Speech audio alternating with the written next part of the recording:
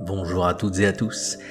Cette semaine, je vais vous parler d'un prodigieux miracle qui s'est produit en Grèce en 2017. En fin de vidéo, je procéderai au tirage au sort de la médaille de Saint-Michel que je vous avais proposé de gagner lors de la vidéo sur les apparitions de la Vierge Marie à Garabandal. Comme toujours, vous trouverez dans la description les sources de cette histoire, car elle est tellement incroyable que vous pourriez penser que tout cela est impossible. Bonne vidéo à tous.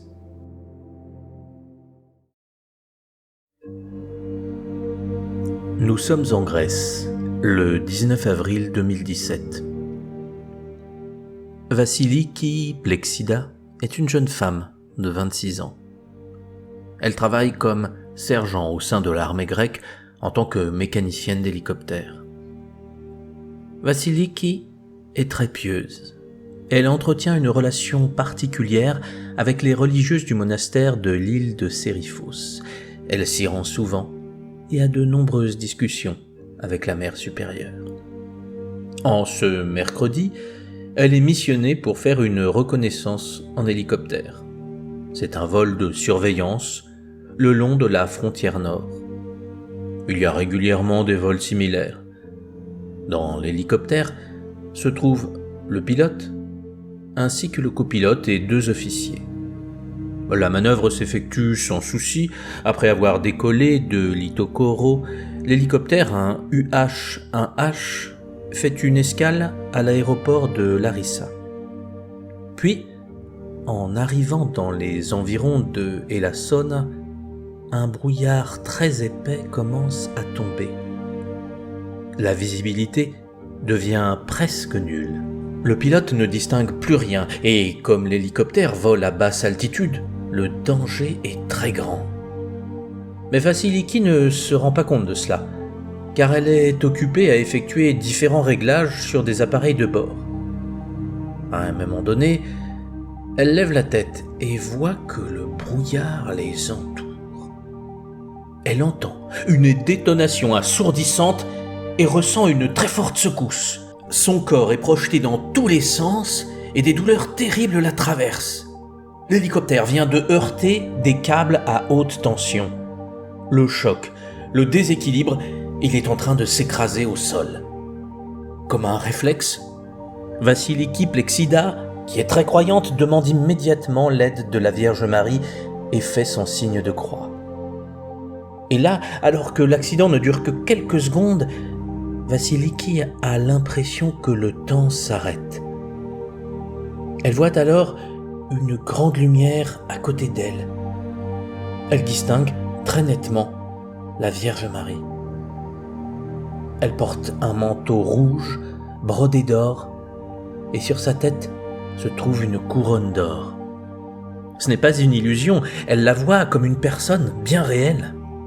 Vassiliki sent une douce odeur de rose qui embaume tout autour d'elle. La Vierge s'approche alors et la prend dans ses bras. Vassiliki a l'impression que le siège sur lequel elle se trouve et le plancher de l'hélicoptère auquel il est rattaché sont comme séparés de l'hélicoptère. Toujours en la tenant dans ses bras, la Vierge dépose Vassiliki au sol, en prenant bien soin de la détourner de l'accident afin qu'elle n'assiste pas à cette tragédie. Vassiliki est choqué par ce qui vient de se passer, mais la Vierge est toujours là, près d'elle, et va l'accompagner pendant près de 2 heures. Vassiliki ressent une paix. Elle dit alors à Marie que personne ne va pouvoir la secourir car elle est éloignée du crash. La Vierge lui dira qu'elle n'a rien à craindre et qu'un homme va bientôt venir l'aider. Comme l'hélicoptère a coupé des câbles à haute tension en s'écrasant, toutes les habitations aux alentours sont privées d'électricité et rapidement, des techniciens de la PPC, Public Power Corporation, soit la compagnie électrique en Grèce, vont arriver sur le lieu du crash. Comme la Vierge l'avait annoncé à Vassiliki, un employé va la découvrir et alerter les secours. Il ne comprend pas du tout ce qui s'est produit, il voit bien qu'il y a eu un accident. Mais comment Vassiliki peut-elle se trouver si loin sans plus de blessures ? Mais ce qui le surprend le plus, c'est qu'elle est debout et ne bouge pas. Et à côté d'elle se trouvent ses affaires, indemnes. Son téléphone n'est même pas cassé. Mais la surprise de l'employé est à son comble quand il découvre une icône de la Vierge appuyée sur Vassiliki. Elle est immédiatement conduite à l'hôpital militaire. Le verdict tombe et il n'est pas réjouissant. Grave fracture de 4 vertèbres de la colonne vertébrale ainsi que d'autres fractures préoccupantes à la poitrine. Il y a des risques de paralysie à vie. Cependant, aucun de ses organes internes n'est affecté, ce qui semble totalement incompréhensible de la part des médecins vu l'accident. Le 2e jour de son hospitalisation, Vassiliki voit à nouveau la Vierge Marie lui apparaître. Elle la regarde avec douceur, en lui disant de ne pas s'inquiéter. « Tu ne crains rien, je veille sur toi. » Malheureusement, les 4 autres passagers de l'hélicoptère sont morts sur le coup. Étant donné l'état de leur corps, les médecins ne comprennent pas comment Vassiliki peut avoir aussi peu de blessures. Ils pensent toutefois que 4 mois d'hôpital sont nécessaires à son rétablissement.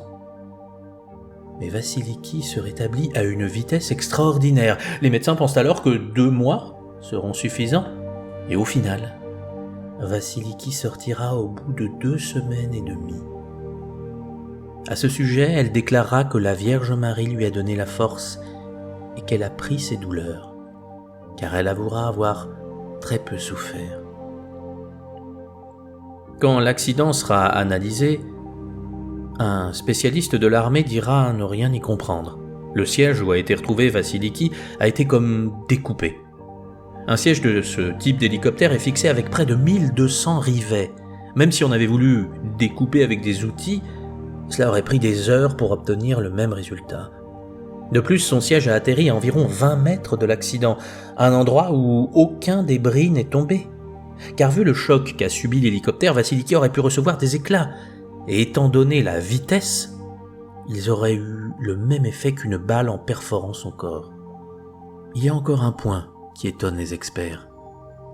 L'hélicoptère aurait dû prendre feu et exploser. Car lors du crash, du kérosène s'est répandu un peu partout.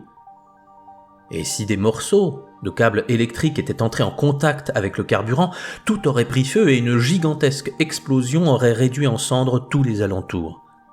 Vassiliki n'aurait sans doute pas survécu à cela. Mais là encore, miraculeusement, cela ne s'est pas produit sans que l'on puisse l'expliquer. Un dernier point à savoir, la Vierge demandera à Vassiliki une seule chose. Je veux que tu proclames le miracle qui s'est produit, pour que tu renforces la foi de tous pour les choses futures à venir. Et Vassiliki dira « J'ai promis de le faire, je dois tout à la Sainte Vierge. La foi est la plus grande arme que nous ayons. » Depuis lors, Vassiliki a témoigné à de nombreuses reprises, comme elle l'avait promis à la Vierge. Cette histoire n'est pas assez connue à mon goût, et c'est pour cela que je vous la partage. Car comme l'a dit Marie à Vassiliki, ce miracle renforcera la foi de tous pour les choses à venir. De quoi la Vierge Marie voulait-elle parler ? Si vous suivez cette chaîne, alors vous le savez déjà très certainement. Et durant les périodes difficiles, ce qui fait la différence, c'est la foi que vous possédez. Comme le disait Jésus, elle permet de soulever les montagnes. Les difficultés ne nous seront pas épargnées en ce monde, mais nos prières et notre foi pourront nous permettre de vaincre tous les périls.